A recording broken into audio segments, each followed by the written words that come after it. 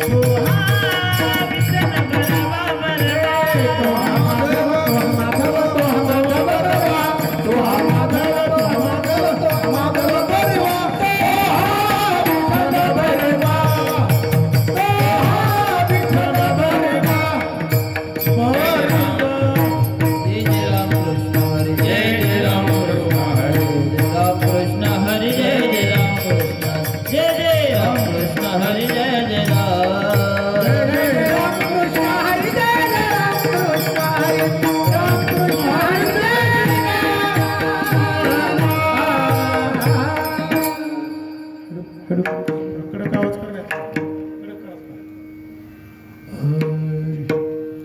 हा समोर इकडे इकडे इकडे इकडे इथं या हा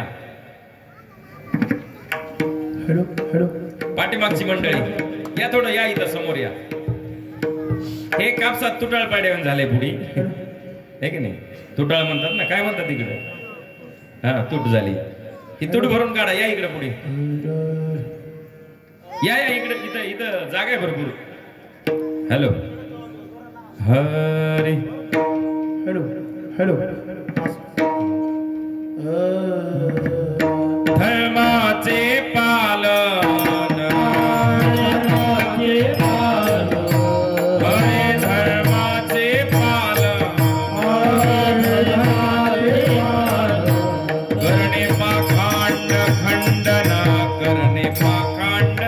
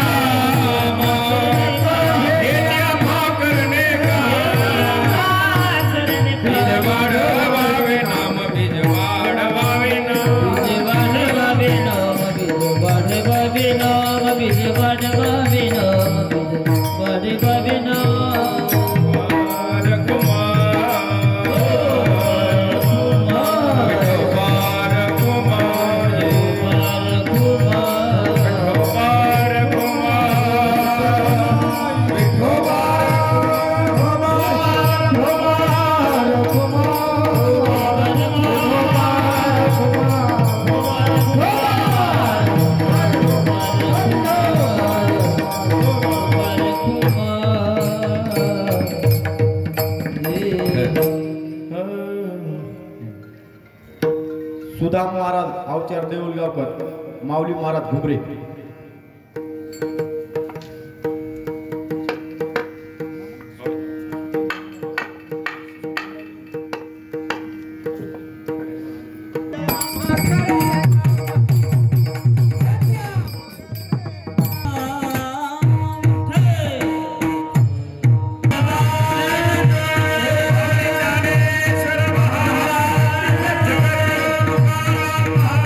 छत्रपती शिवाजी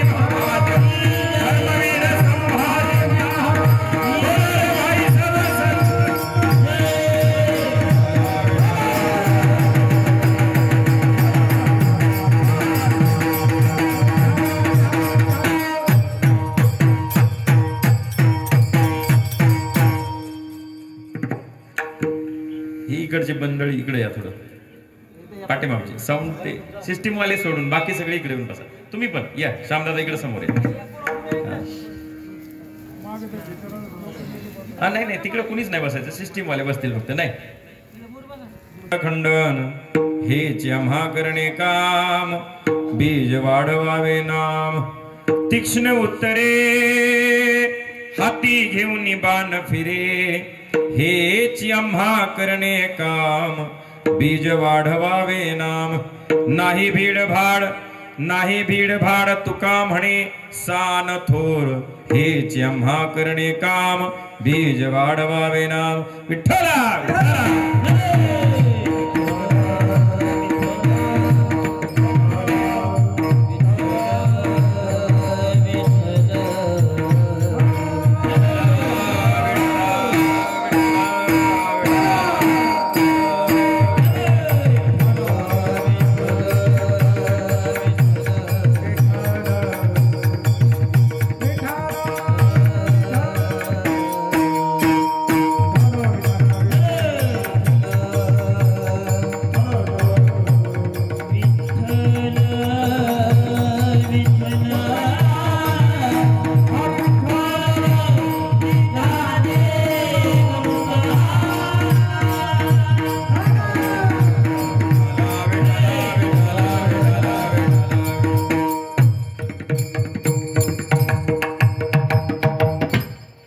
प्रविश्य मम वाचमिमां प्रसुप्ता संजीवयत्य किल शक्तिधर स्वधाम्नाम् अन्योच्च हस्तचरण श्रवणत्वगादिं प्राणान् नमो भगवते पुरुषाय तुभ्यं नमो विठ्ठला राजया पांडुरंगा नमो रुक्मिणी माऊली ज्ञानगंगा नमो पुंडलिका नमो चंद्रभागा नमस्कार माझा रुक्मिणी पांडुरंगा करू प्रथम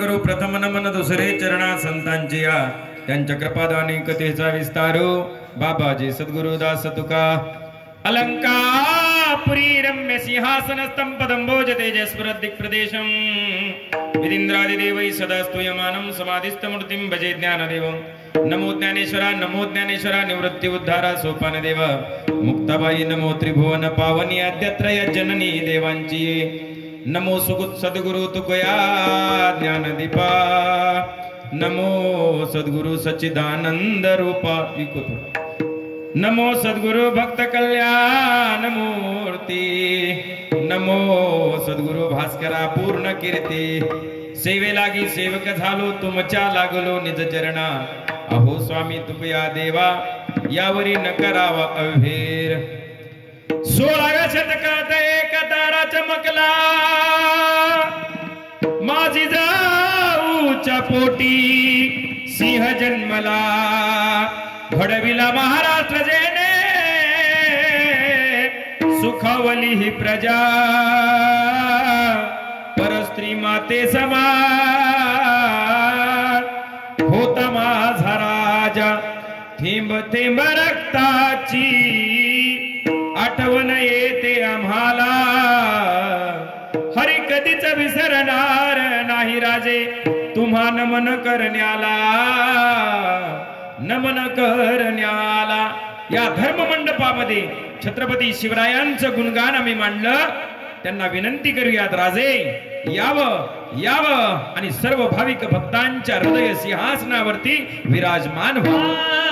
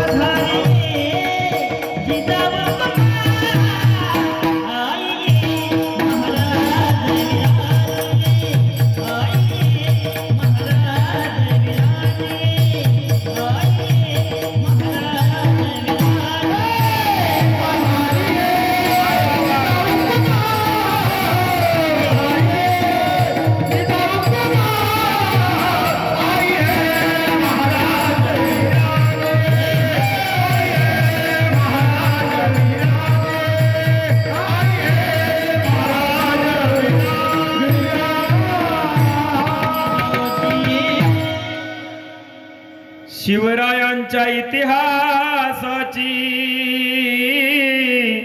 अमर झाली गाथा, शहाजींचे बाळ राजे आई जिजामाता, नरसिंहाचा छावा माझा शंभूराजा होता, तुम्हा पुढे आदराने झुकतो हा माथा. जय शिवराय जय शिवराय जय जिजाऊ जय शिवराय जय शिवराय जय शिवराय जय शिवराय जय जिजाऊ जय शिवराय जय शिवराय जय शिवराय जय जिजाऊ जय शिवराय.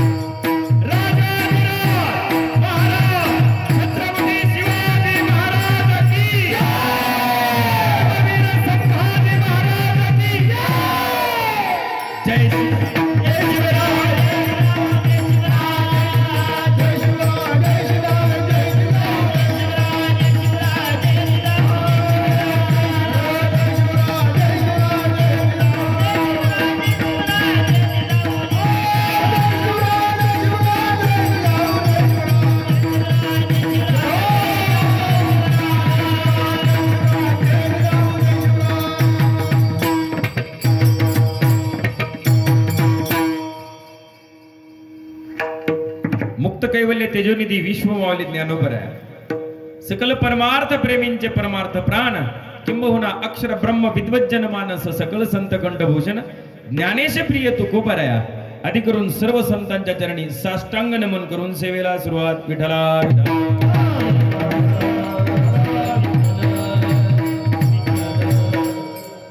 प्रस्तुत प्राप्तस्थळी कीर्तन निरूपणा करता निवडलेला अभंग जगद्गुरु जगद्वंदनीय पंचबळ वेद निर्माते तुकोबराय यांचा 4 चरणाचा आणि संत आणि देव या जगतामध्ये कुठलं कार्य करण्याकरता जन्माला आलेले असतात याचा विषय प्रतिपादित करणारा अभंग आहे. विठला विठला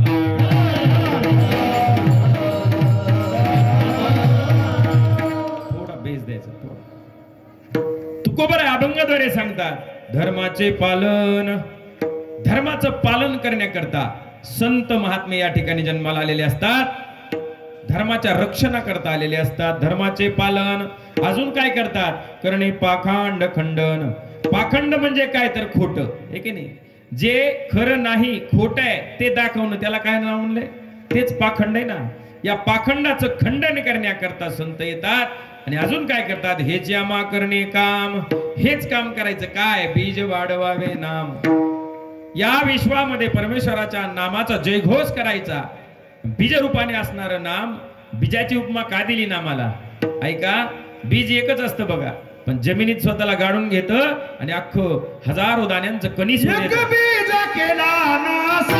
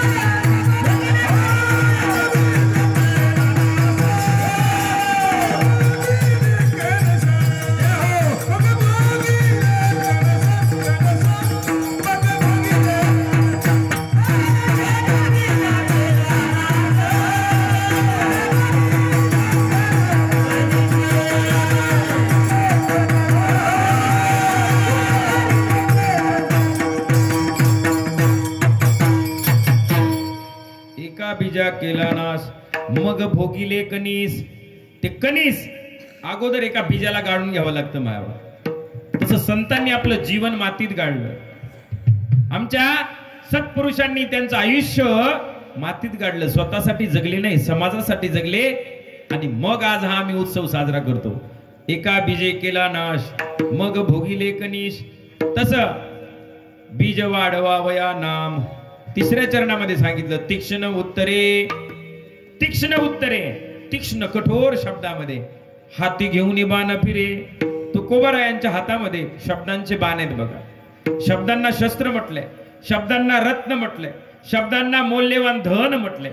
आम्हा घरी धन, शब्दांचीच रत्ने, शब्दांचीच शस्त्रे यज्ञ करू. शब्दची आमच्या जीवीचे जीवन, शब्द वाटू धन जन लोका. संतांचे शब्द हे मलमाचं काम करतात आणि वेळ प्रसंगी शस्त्राचं सुद्धा काम करतात. म्हणून तीक्ष्ण उत्तरे, हाती घेऊन बाण फिरे. तुकोबारायांना म्हणलं, तुकोबा अहो तुम्ही हे तुमचे तीक्ष्ण शब्द फक्त समाजातील गोरगरीब लोकांसाठी वापरता, मोठ्या श्रीमंत लोकांसाठी हे शब्द वापरता का? तुम्हाला त्यांची भीती नाही का वाटत? तुकोबाराय म्हणतात, अरे आम्हाला कशाचीच भीती नाही. नाही भीडभाड. तुका म्हणे सान थोर. कुणी लहान असो अगर कुणी मोठा असो, सगळे संतांच्या नजरेमध्ये सारखेच असतात. द्वैतभाव संपलेला असतो. म्हणून हेचे आम्हा करणे काम, बीज वाढवावे नाम. हा अभंगाचा सरळ सरळ भावार्थ विठ्ठला.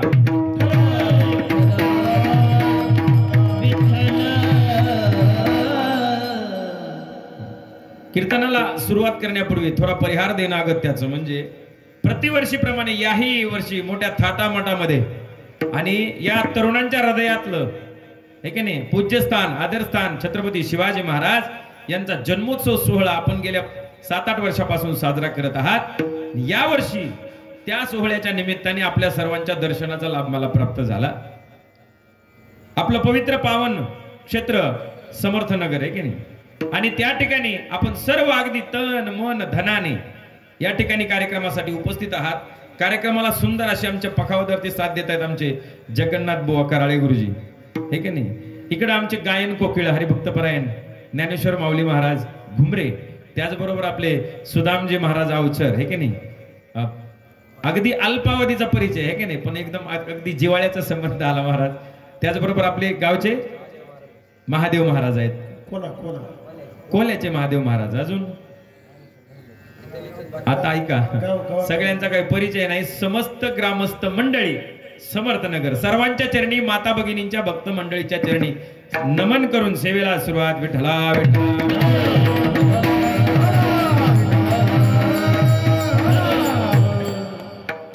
आज आम्ही कथा करतो, कीर्तन करतो, भागवत करतो. ऐका, हे करण्याचं भाग्य आम्हाला लाभलंच नसतं माझ्या. जर राजे झाले नसते, जर जिजाऊ झाल्या नसत्या ना, कथा कीर्तन सोडा, हे मंदिराचं अस्तित्व सुद्धा बाधित राहिलं नसतं. ही मंदिरं आम्हाला पाहायला मिळाली नसती. का?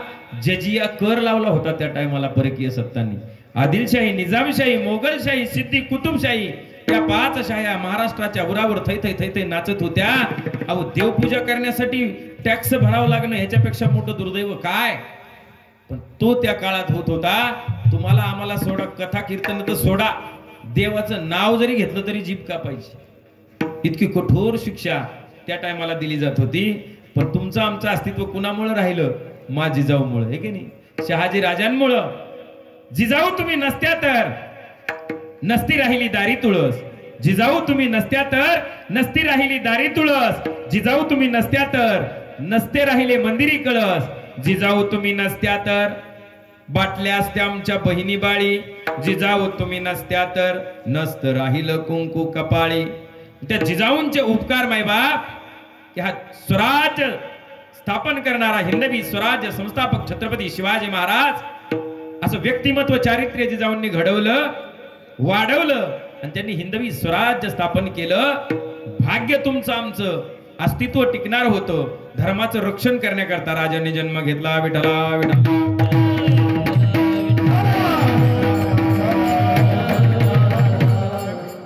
मोठा प्रचंड विचित्र होता तो काळ, ज्या काळामध्ये परकीय आक्रमण या भारतामध्ये झाली. 712 मध्ये सगळ्यात पहिलं इस्लामिक आक्रमण भारतावरती झालं. हिंदू धर्माचा नायनाट करण्यासाठी आणि मुस्लिम धर्माचा विस्तार करण्यासाठी. 712 त्याचं नाव होतं मोहम्मद बिन कासिम. त्याच्यानंतर 1001 मध्ये या भारतावरती मोहम्मद गजनी त्याने आक्रमण केलं महाराज. 1025 मध्ये तोपर्यंत 17 त्यांनी आक्रमण भारतावरती केली, भारताची लूट केली. आणि 1025 मध्ये तो गुजरातला आला. गुजरात मध्ये येऊन सोरटी सोमनाथ सुरतला आला. सोरटी सोमनाथाचं मंदिर, सोन्याने लगडलेलं मंदिर, त्याने सर्व तिथलं सोनं मौल्यवान वस्तू लुटून नेल्या महाराज. नाहीतर आमच्या देशामध्ये सोन्याचा धूर निघत होता. आमचा देश काही साधा नव्हता बरं. इतकं सोनं होतं, इतकं सोनं होतं. या परकीयांनी जर सोनं लुटून नेलं नसतं तर इथं बसलेल्या प्रत्येक बाईच्या गळ्यामध्ये 1.5 किलो सोनं राहिलं असतं बाय. हा म्हणायचे आमच्या भारत देशामध्ये सोन्याचा धूर निघायचा. जा डाल डाल पर सोने की चिड़िया करती है बसेरा. वो भारत देश है मेरा, वो भारत देश है मेरा. जहाँ सत्य अहिंसा और धर्म का पग पग लगता डेरा. वो भारत देश है मेरा, वो भारत देश है मेरा. जहाँ ऋषि मुनि हर पल हर दम जपते हरि नाम की माला. हरिओ हरिओ हर बालक एक मोहन है और राधा एक बाला. राधा एक बाला. जहाँ सूरज सबसे पहले आकर डाले अपना डेरा.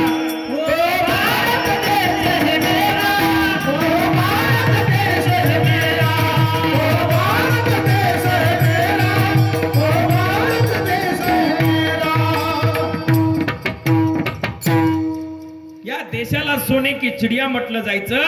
पण दुर्दैव मायबाप, परकीय आक्रमण झाली, त्यांनी सर्व देश आमचा लुटून नेला.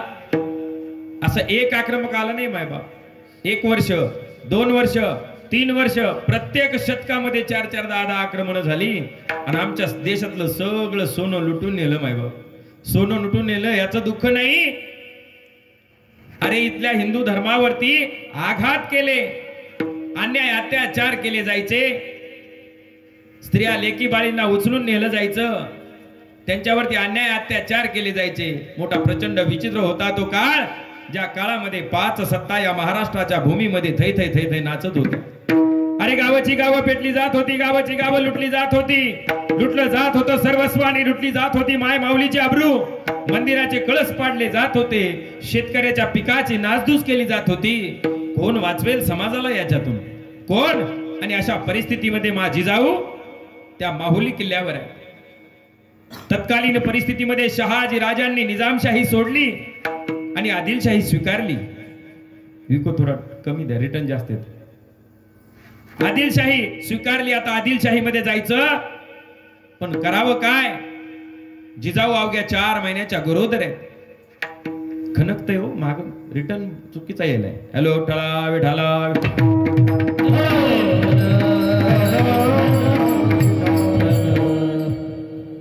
जिजाऊंच्या अंतकरणामध्ये वेदना आहेत. शहाजी राजांना वाटतं अरे काय करावं, कुठं ठेवावं माझी जाऊंना, कारण या अवस्थेमध्ये बेस कमी झालाय, सगळं थोडं ट्रेबल सगळंच कमी झालंय. थोडं तुमच्या हाताने गोड होऊ द्या. मी सांगतो तसं करू नका, तुम्हाला जसं छान वाटतं ते करा. विठाला विठाला.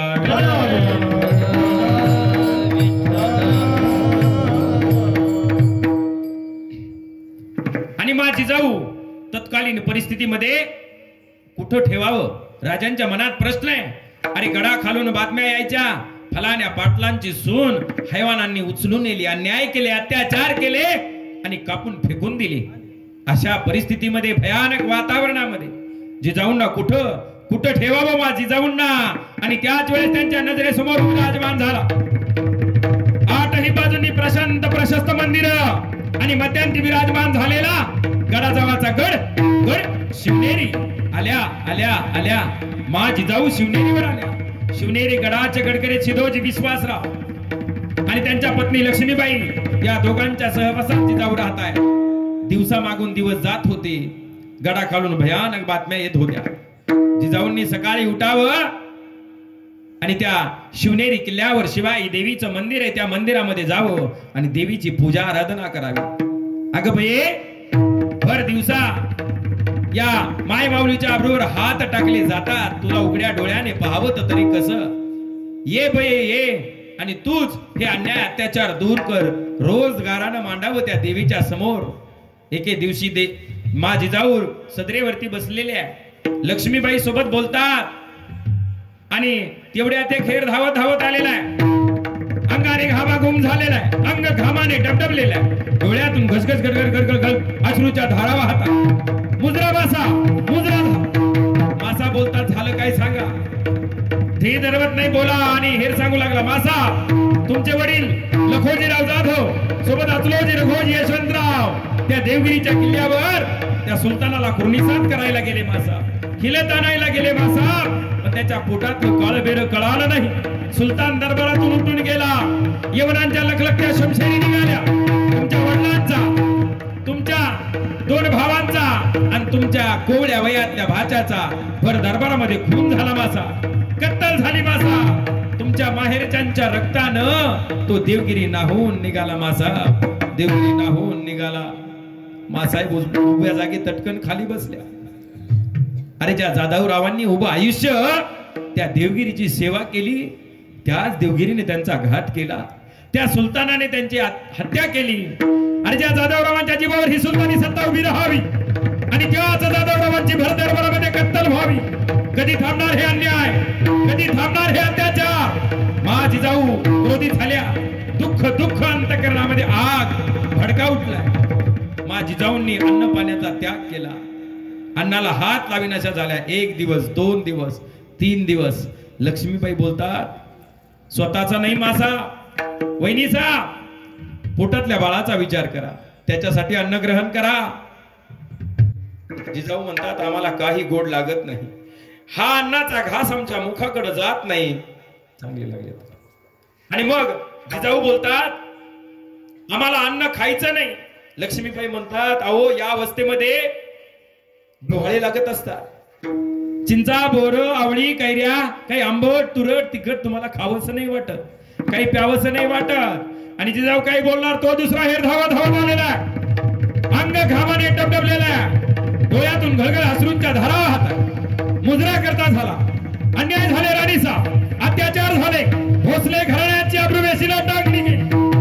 आणि जिजाऊंना तो बोलता झाला, मासा, भोसले घराण्याची कुलवधू, खेळोजी राजांची धर्मपत्नी पंचवटीवर स्नान करता गेली. मासा आणि त्या महमूद खानाची नजर तिच्यावर पडली आणि दिवसा ढवळ्या घोड्यावर टाकून उचलून नेली. मासा उचलून नेली. आता मात्र मासाहेबांच्या तळपायाच्या आग मस्तकाला गेलेली आणि मासाहेब तारकन उभ्या राहिल्या आणि लक्ष्मीबाईला म्हणतात, लक्ष्मीबाई तुम्ही म्हणता ना तुम्हाला डोहाळे कशाचे लागले? सांगते माझे डोहाळे ऐका. मला वाटतं जिरीटोप परिधान करावा, या अंगामध्ये चिलखत घालावा, लखलखती शमशेर म्यान करावी, वाघावर बसावा, टाच मारून मान ठोकावी त्या घोड्यावर आणि आया बहिणींच्या आबरूवर हात टाकणाराची कत्तल करावी, खांडोळी करावी त्याची. आणि मासाहेब सरळ गेल्या त्या शिवाई देवीच्या मंदिरामध्ये आणि त्या शिवाई देवीला घरानं मांडलं. अगं बये, दिवसा ढवळ्या माय माऊलीची आबरू लुटली जाते, तुला पाहवत तरी कसं? ये बये ये, माझ्या उदरामध्ये असा पुत्र घाल. आणि मायबाप जिजाऊंच्या अंतकरणामध्ये आग आहे. जिजाऊ देवी समोर उभा राहिल्या, दोन्ही हाताच्या मुठ्या भरल्या, चेहरा लाल बुंद आणि चेहऱ्यावर सूर्यासारखं तेज आणि कडाडल्या बा जिजाऊ. हे बये, हे अंबिकेने चंडिके वरदायिनी वरदान दे, उन्मत्त ही सिंहासने चिर फाडण्या माझा पुत्र दे. असा पुत्र माझ्या उदरामध्ये घाल, जो या अन्याय अत्याचारी सत्तांना उधळून टाकेल आणि गोर गरिबाचं, रयतेचं, शेतकऱ्याचं, कष्टकऱ्याचं स्वराज्य निर्माण करेल. आणि गारानं मांडलं मायबाप, जुलूम हाहाकार मातला धावून तू ये, जुलूम हाहाकार मातला धावून तू ये.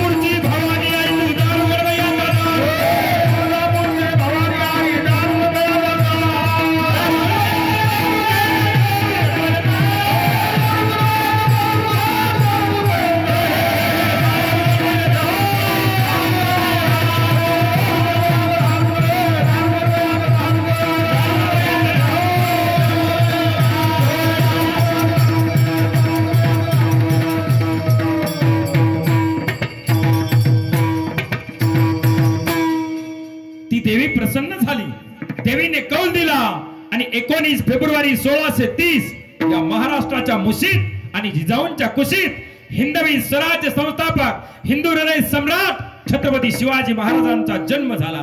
छत्रपती शिवाजी महाराज की जय. जय भवानी, जय भवानी, जय. तो राजा जन्माला आला, एकच राजा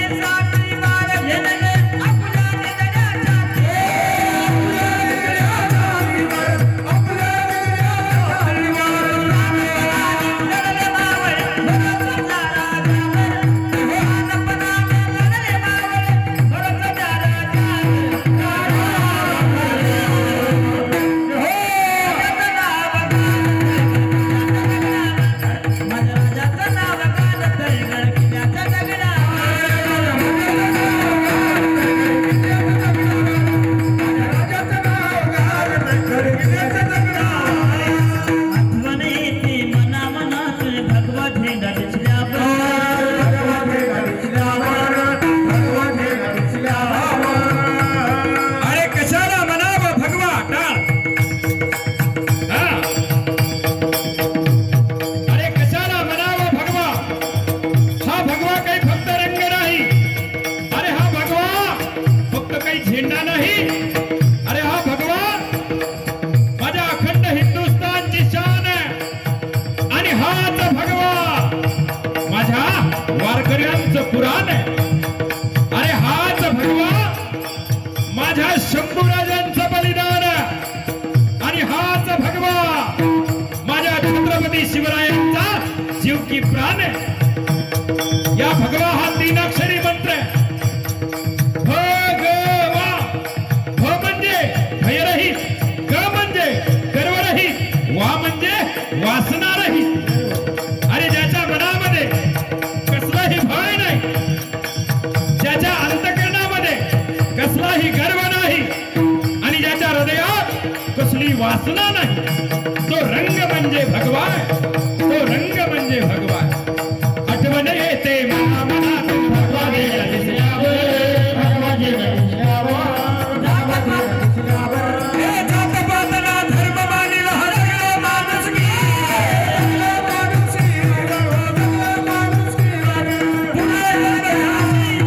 पुन्हा जन्म घ्या अशी इच्छा शिवभक्तांच्या हृदयावर पुन्हा जन्म घ्या अशी इच्छा शिवभक्तांच्या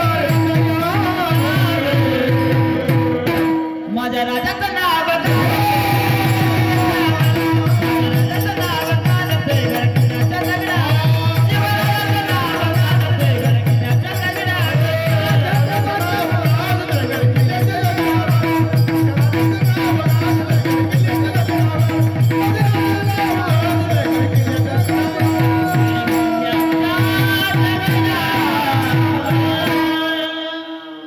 महाराज माझे राजे जर जन्माला आले नसते ना अवघड झालं असतं काय झालं असतं अरे काशी की कला जाती थी मथुरा में मस्जिद होती थी एक शिवाजी न होता तो सबकी सुनत होती थी म्हणून या धर्माचं रक्षण माझ्या राजाने केलं म्हणून तुम्हाला आम्हाला आज सन्मानाचं जगणं प्राप्त झालं अभंगाचं पहिलं चरण धर्माचे पालन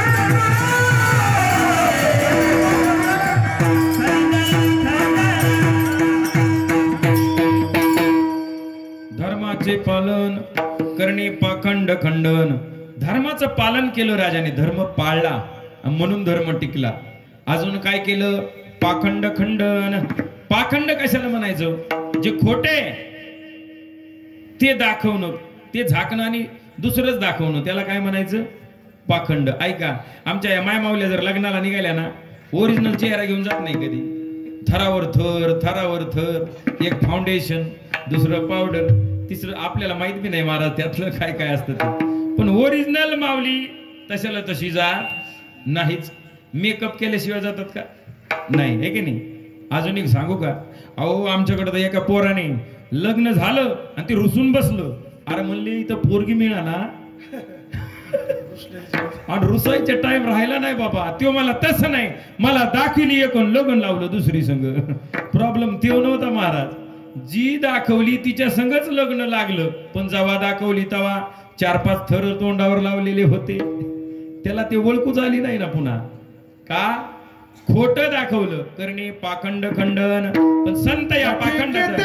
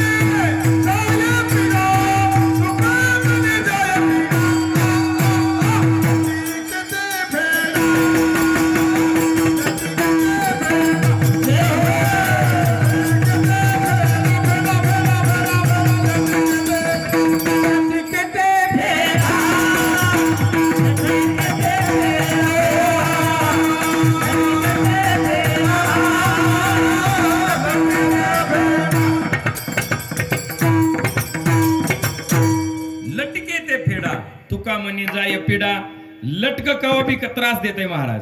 दिसायला बरं वाटतंय ते, पुन्हा त्रास देते. म्हणून हे जे पाखंड आहे, लटक आहे, ते बाजूला सारलं पाहिजे. तुकोबरायांच्या या अभंगात शिवाजी महाराज आणि जिजाऊ यांनी पण शिकवण घेतली. काय त्यांच्या जीवनामध्ये असा एक प्रसंग आला. मायबाप 7 वर्षाच्या शिवरायांना घेऊन मा जिजाऊ त्या पुण्याला पोहोचल्या. आणि पुण्याला पोहोचल्यानंतर त्या पुण्याच्या वेशीमध्ये प्रवेश करणार, तोच त्या पुण्याच्या छाताळामध्ये एक पहार खुपसलेली आहे. तुटकी चप्पल, फुटकी कवडी आणि त्याच्यावरती कवटी टाकलेली आहे. आणि श्राप दिला त्या आदिलशाहीचा सरदार मुरार जगदेव. त्याने त्या पुण्याच्या छाताळात पहार रवली. गाढवाचा नांगर त्या शेतातून मारला, गाढवाचा नांगर हाकला आणि शाप दिला, इथं जर कुणी येऊन वस्ती केली तर त्याचा निर्वंश होईल, त्याचा वंश वाढणार नाही. जिजामातांनी शिवाजी महाराजांना विचारलं, राजे काय दिसतं तुम्हाला? राजे म्हणतात, अहो साहेब, जे तुम्हाला दिसतं तेच. एक पहार या ठिकाणी रोवलेली आहे, तुटकी चप्पल, फुटकी कवडी आणि त्याच्यावरती कवटी टाकलेली आहे. जिजाऊ म्हणतात, काय करणार राजे? आत्ता जातो आणि उपटून फेकून देतो. राजे समोर सरसावले. राजाचा हात त्या पहारीला लागणार तेवढ्यात एक वृद्ध व्यक्ती, नग नग नग राज, हात लावू नका त्याला राज. जिजाऊ बोलतात, का हो, का रोखता? आणि तो वृद्ध सांगू लागला, अहो जरी या पहारीला कोणी हात लावला ना त्याचा निर्वंश होईल.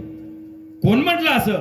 त्या मुरार जगदेवाने ही पुण्याच्या छाताडात पहार रोवली, इथं गाढवाचा नांगर चालवला आणि ही भूमी अपवित्र केली. इथं कुणाची तरी वस्ती दिसते का? जिजाऊंनी नजर त्या पुण्याच्या वस्तीवर फिरवली. चित्त पाखरू, पाण्याचा थेंब गावामध्ये नाही, चित्त पाखरू सुद्धा तिथं नाही. आणि इथली जहागिरी आपल्याला दिली. जिजाऊंना माहित होतं लोकांच्या मनामध्ये अंधश्रद्धा आहे.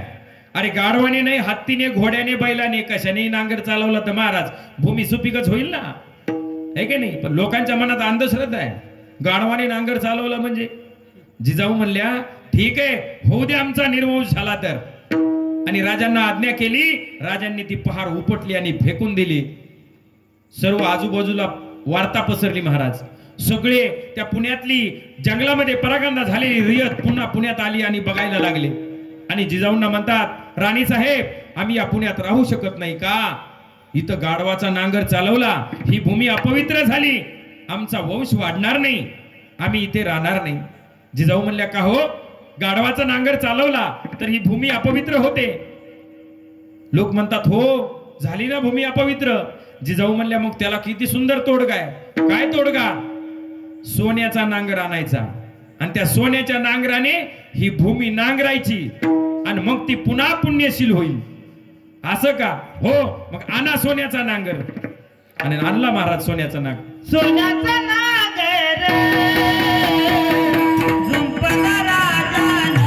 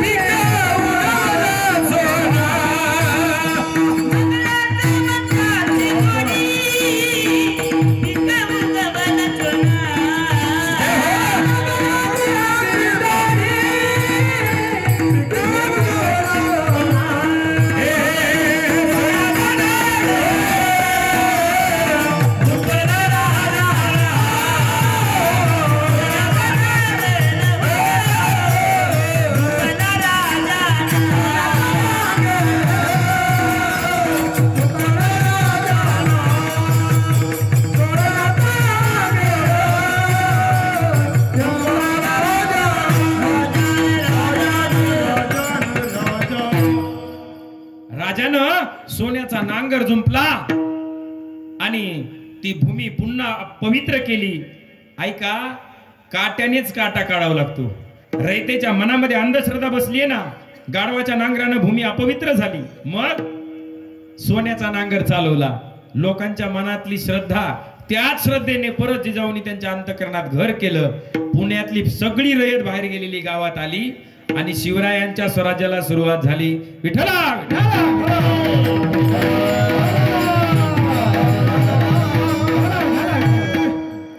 हळूहळू बाळराजे लहानाचे मोठे होऊ लागले. मा जिजाऊंनी त्यांना भाला कसा चालवावा याचं शिक्षण दिलं. मा जिजाऊंनी त्यांना तलवार कशी चालवावी, घोडस्वारी कशी करावी याचं शिक्षण दिलं.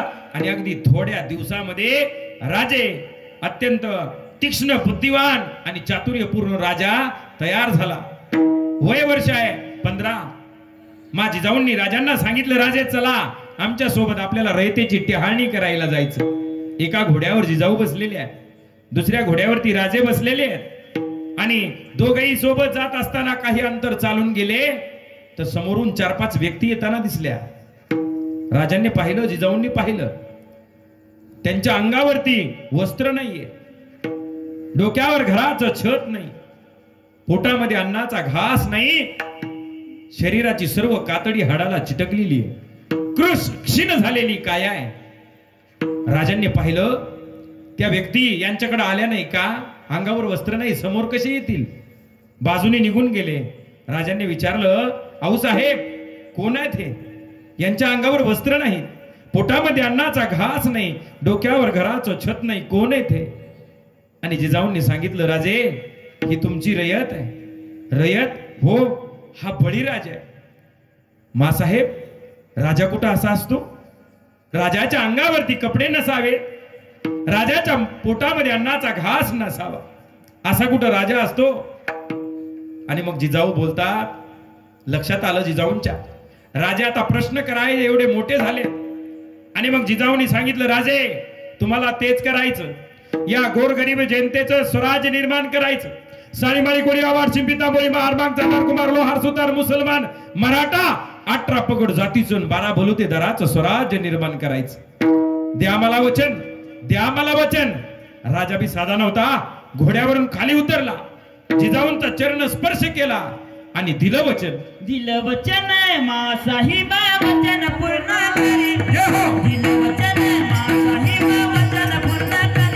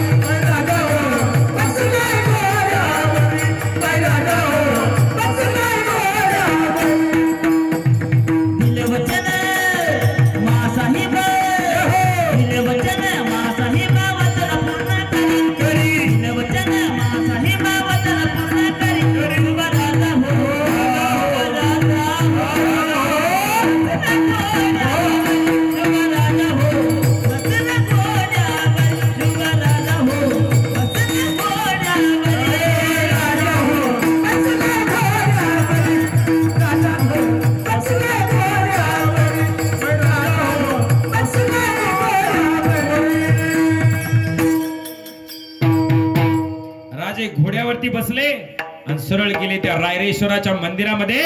अवघे 7 मावळे राजांच्या सोबत आहे.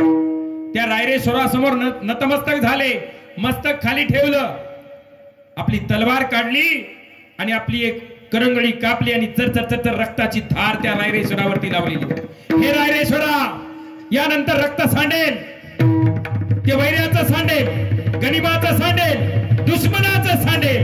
वरदान दे, वरदान दे. आणि अवघे 400 मावळे राजांनी घेतलेल्या आणि झडप घातली तोरण्यावरती हल्ला केला आणि एकच हलकोल्लोर उडाला. चंडमुंड भंडासुर खंडिनी, उदंड चुंड महिषासुर मर्दिनी, महाराष्ट्र धर्मरक्षके चंडिके तुळजा भवानी की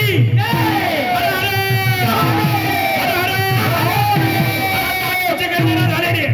सब तलवारीचे वार होऊ लागले आणि दुश्मनांची धडशिरे उडू लागली. माझ्या राजाने अगदी काही क्षणामध्ये तो तोरणा काबीज केला मायबाप. आणि त्या तोरण्याला स्वराज्याचं तोरण बांधलं आणि स्वराज्याची सुरुवात झाली. राजांनी त्यांच्या कारकिर्दीमध्ये सगळ्यात पहिल्यांदा मिळवलेला किल्ला कुठला असेल तर तोरणा आहे. तोरण्याचं नावच तोरणा का ठेवलं तर त्याने स्वराज्याचं तोरण बांधलं. आणि अजून एक दुसरी गोष्ट, तोरणा नावाची झाडं किल्ल्यावर जास्त आहेत म्हणून एक विठ्ठला विठ्ठला. अरे तोरणा घेतला, काय वय राजाचं? 16 वर्ष. तुम्हाला आम्हाला विचारलं ना पोरगा, म्हणले आता 16 वर्षाचा झाला. म्हणले डेंजर आहे का? 16वं वर्ष.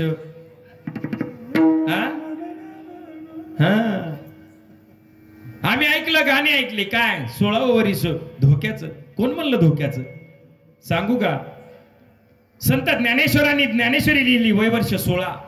माझ्या राजाने स्वराज्याची शपथ घेतली आणि स्वराज्याचं तोरणही तोरण्याला बांधलं वय वर्ष 16. अरे स्वामी विवेकानंदांनी समाधी अवस्था प्राप्त केली वय वर्ष 16. मग हे जर 16 वर्षामध्ये इतका प्रगतीचा उच्चांक गाठू शकतात तर धोक्याचं कसं? मग तुम्ही म्हणतात हे म्हणते ते खोट आहे काय? नाही 50-50 कसं? जे आपल्या रस्त्यावर व्यवस्थित चालतायत, जीवनाचा ज्यांचा ट्रॅक बरोबर आहे ना, त्यांच्यासाठी ते मोक्याच आहे, हे की नाही? ज्यांचा मार्ग योग्य आहे त्यांच्यासाठी मोक्याच आहे, ज्यांचा मार्ग बिघडला त्यांच्यासाठी धोक्याच आहे. दोन्ही आहे. अरे तारुण्य एक प्रकारची ऊर्जा आहे. ती ऊर्जा जर आपण सन्मार्गी लावली, योग्य दिशेने खर्च केली तर जगातील कितीही मोठा उच्चांक आपण गाठू शकतो मायबा. पण याच तरुण वयामध्ये जर चुकीचे काम करायला लागला ना तर ऊर्जा नष्ट होते. विठ्ठला विठ्ठला.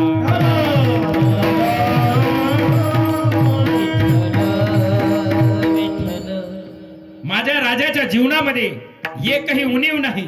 माझ्या राजाच्या व्यक्तिमत्वामध्ये एकही निगेटिव्ह पॉइंट नाही बघा. नाही तर काय, आमच्याकडे 4 चांगले गुण असतात आणि एकच दुर्गुण असला का नाही त्याचं सगळं काय होतं?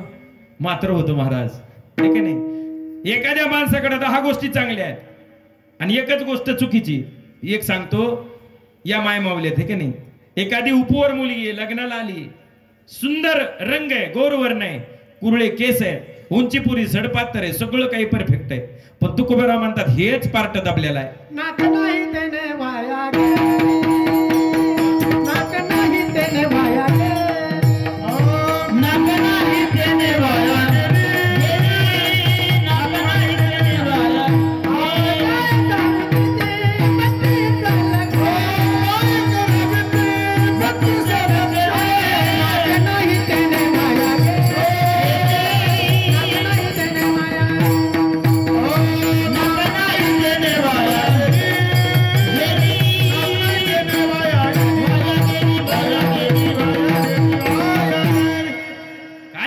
ती 32 लक्षणे. नाक नाही तेने वाया गेली.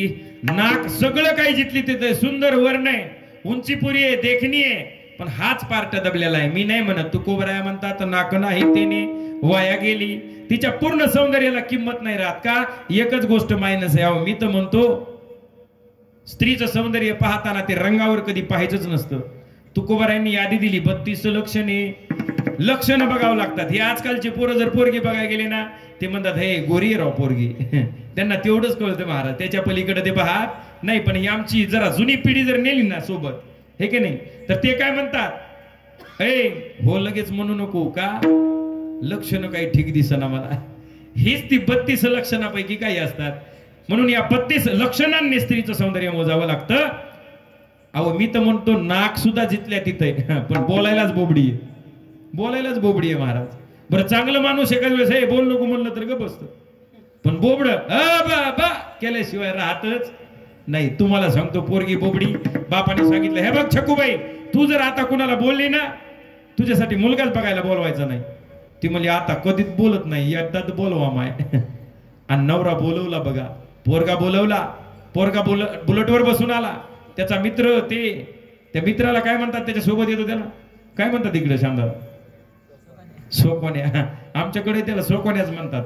तुम्हाला माहिती त्याला सोकोन्या काऊन म्हणतात? सोकलेलं, हा सोकलेलं. त्या नवऱ्याचं लक्ष आहे ना तिसरीकडेच असतंय. कुठं? सगळं लक्ष त्याचं नवरीकडे असतो. हे खाण्यावर बोटोळ्याचा भात, वर दुधाची धार, मग तुपाची धार, आणि कणाकण हनते माऊली महाराज. नावच सोकाने ना. हे सोकाने ते दोघ जण आले मुलगी पाहायला. ते बसले सोफा सेटवर बसले. आता ही नवीन साडी घातलेली, पदर घेतलेला, ते घोळ आवराना तिला, हे का नाही. आणि कशी तरी अशी पुढी चहा घेऊन आली. तिने असं त्यांच्या चहा समोर धरल्याबरोबर आईने चहा लगेच करून दिलेला होता. आता हे सोकण्या सोकल्यालं ह्याने बघा जरा तापमानाचा अंदाज घ्यावा ना माऊली दादा. त्याने काय केला, उचलला कप की लगेच तोंडाला जसा चटपा बसलाय का नाही. ते म्हणते बाबा चहाले दलमय लाव. बुबड होत ती बी, बाबा चहाले दलमय लाव. ही म्हणती माय माय माय, योग तर मै आज पार्टीचं निघालं, आपल्याच पार्टीचं निघालं. मग काय महाराज, तिला वाटलं आता बोलाव, पण पसंती देणार दुसरं आहे ना, है का नाही. ती गप बसली महाराज. हे म्हणतो चहाले दलमय लाव. खरंच गरम आहे का म्हणून बघायला त्या नवरदेवाने उचलला आणि त्यांनी तोंडाला लावला. जेव्हा पोळाला त्याला बी ते म्हणतो हो ना लाव, मला बी लईत पोलाला. हे म्हणतं चहा दिलं मग मला बी लईत पोलाला. मग ही म्हणती प्यानं मग फुतून फुतून आणि बत्तीत वतून. तुम्हाला सांगतो या दोघांनी तिच्याकडे बघितलं, जी उठले आणि पळतच सुटले बरं का सुद्धा बाबा. कशाच्या दारातच आडविले त्या नवरीच्या बापाने, पोरीच्या बापाने. ते पोरीचा बाप म्हणते अरे हो म्हण. ते म्हणते न अरे का म्हण न. ते म्हणते बोबली बोबली, पोलगी बोबली, पोलगी बोबली. आणि ते म्हणले तू तरी कुठं धड आहे, तू बी बोबलाच आहे ना. हो म्हण. ते म्हणताय न अरे का म्हण न. ते म्हणतोय ती बी बोबली, मी बी बोबला, लेकलो थोगली बोबली बोबली. न म्हणून जे पळालं महाराज, ती पुन्हा वापस आलं नाही. सांगायचं तात्पर्य, एक जर आमच्यामध्ये उणीव असेल ना तर आयुष्याला किंमत राहत नाही. माझ्या राजाच्या चारित्र्यामध्ये एक देखील उणीव सापडत नाही. आम्ही स्वतःला शिवाजी राजांचे मावळे म्हणून घेतो, शिवजयंती साजरी करतो, डीजे लावतो, आणि या माय माऊलीची अब्रू वेशीला टांगणारी गाणी लावून राजांच्या समोर दारू पिऊन नाचतो. मी तर म्हणेल, तुम्ही जर राजे जर समोर आले ना, पहिली तलवार आमच्यावर काढतील महाराज. ते दारू सारखं वाईट व्यसन नाही. स्वतःला शिवाजी महाराजांचे मावळे समजत असाल ना, तर शिवजयंती कशी साजरी करायची ऐका. आपल्या घरामध्ये रांगोळी काढली पाहिजे, शिवरायांची प्रतिमा मांडली पाहिजे, या घरावरती झेंडा फडफडला पाहिजे, दिवसभर राजांच्या समोर असा दिवा तेवत ठेवला पाहिजे. आणि शिवरायांची जयंती नाचून नाही तर शिवरायांचे विचार वाचून साजरी करायची. मायबाप, शिवरायांच्या जयंतीला कधीच दारू प्यायची नाही आणि कोणाला पाजायची सुद्धा नाही. तोच खरा शिवभक्त असतो.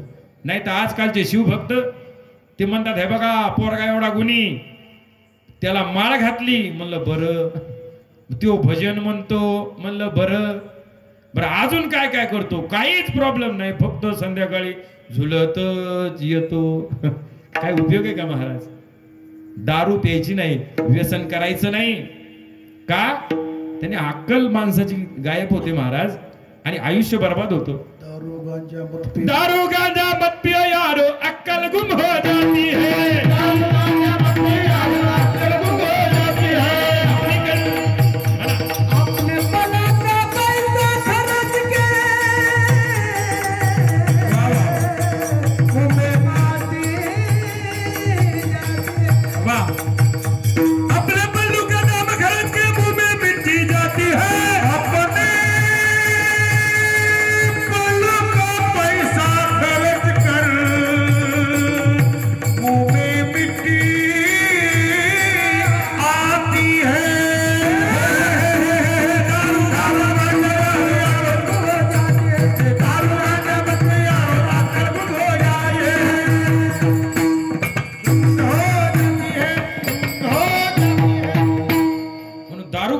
प्यायची नाही. शिवभक्त स्वतःला समजत असाल तर दारूने काय आयुष्याचं वाटोळ हो, त्याच्यासारखं वाटोळच नाही, हे की नाही.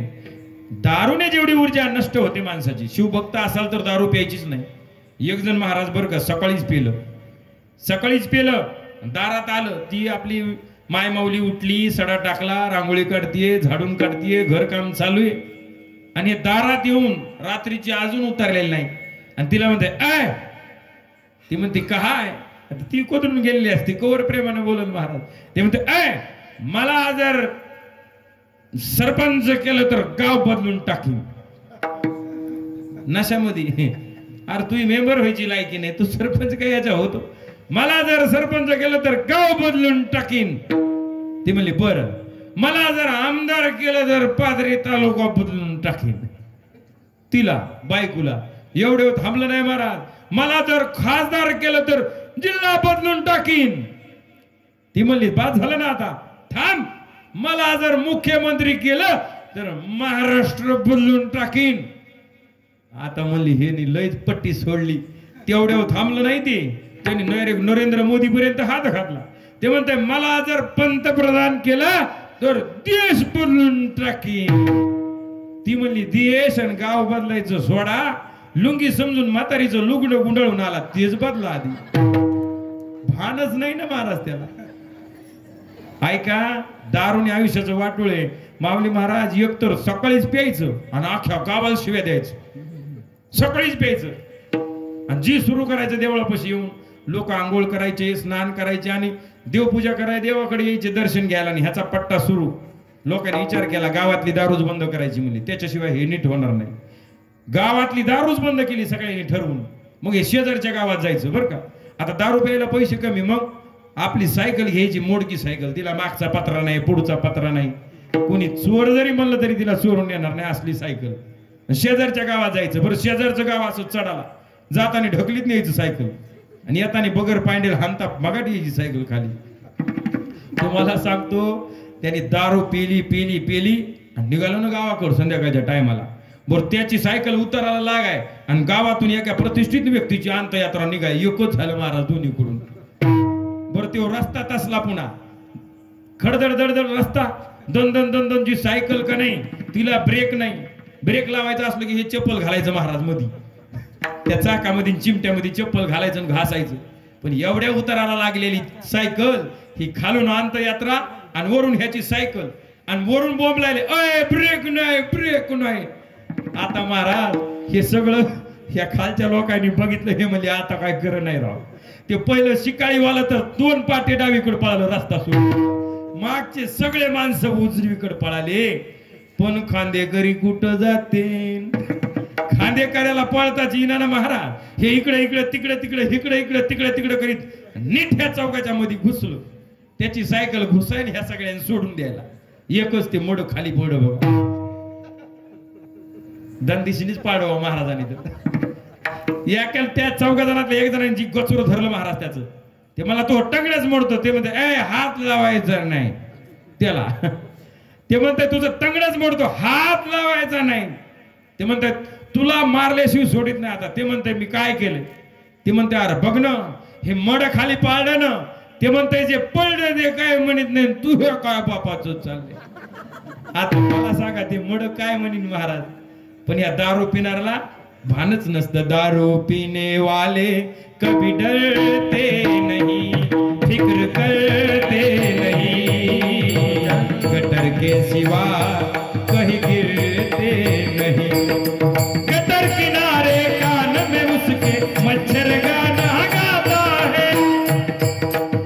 त्या दारू पिणाऱ्याला वाटतं गटाराच्या कडीला पडलेलं असतंय, मच्छर येते त्याच्या काना माग बुंबुंग करते. त्याला वाटतं मै मायच मला अंगाई गीत गायली, निज निज माझा बाळा. गटर किनारे कान में उसके मच्छर गाना गाता है. कुत्ता आके टांग उठा के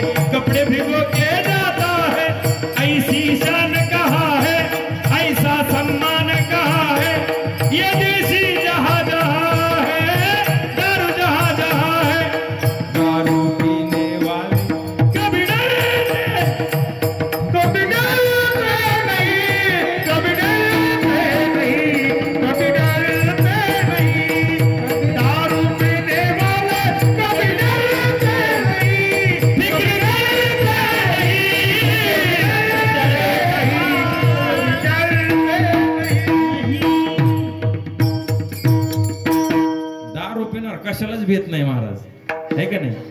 भेट का राहत नाही? का भेट नाही ते सांगा बरं. त्याची दारूची पावर असते त्याच्यामध्ये, त्याचं काय अवसन नसते. दारू उतरल्यावर त्याला भेटा बरं, ते खाली मान घालीत विठाला विठाला.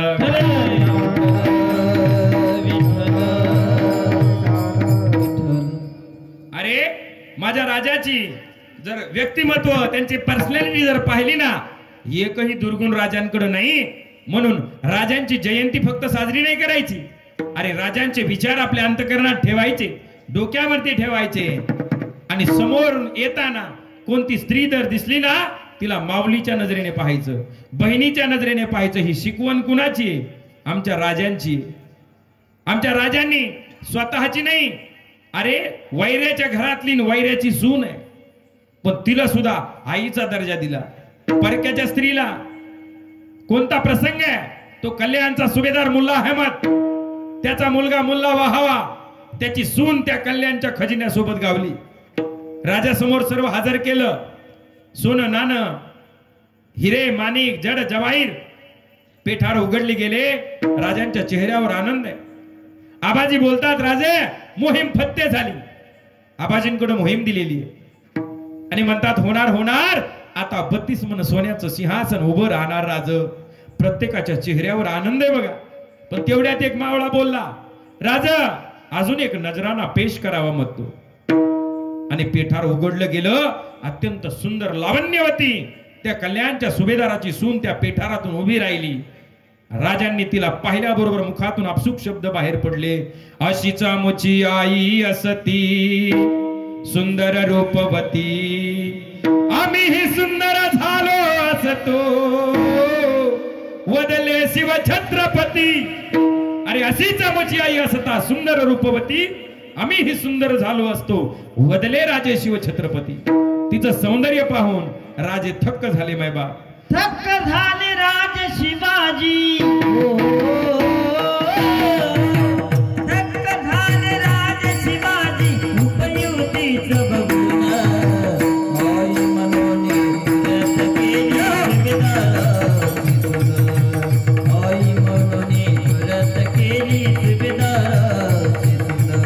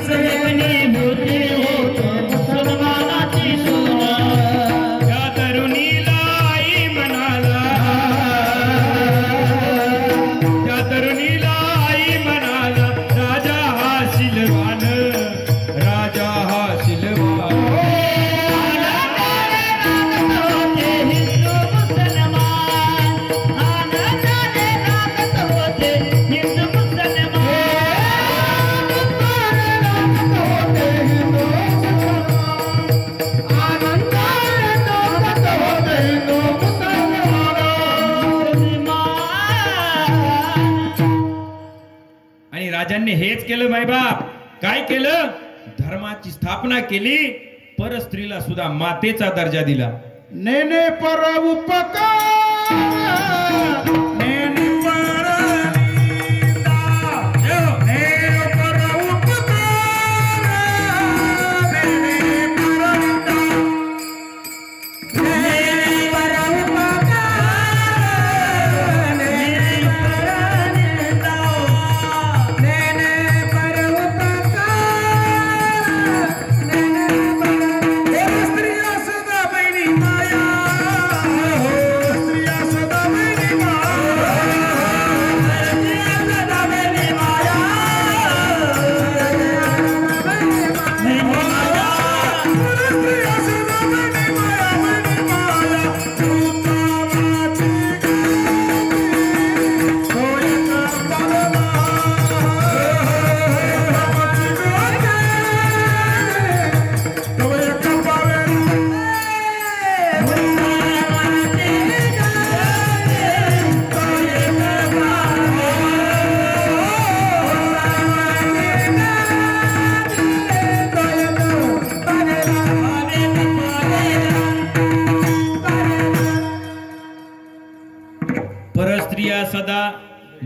माया, बहिणीचा दर्जा, आईचा दर्जा परिस्थितीला देणारे पहिले राजे, जगा वेगळे राजे शिवछत्रपती माझे.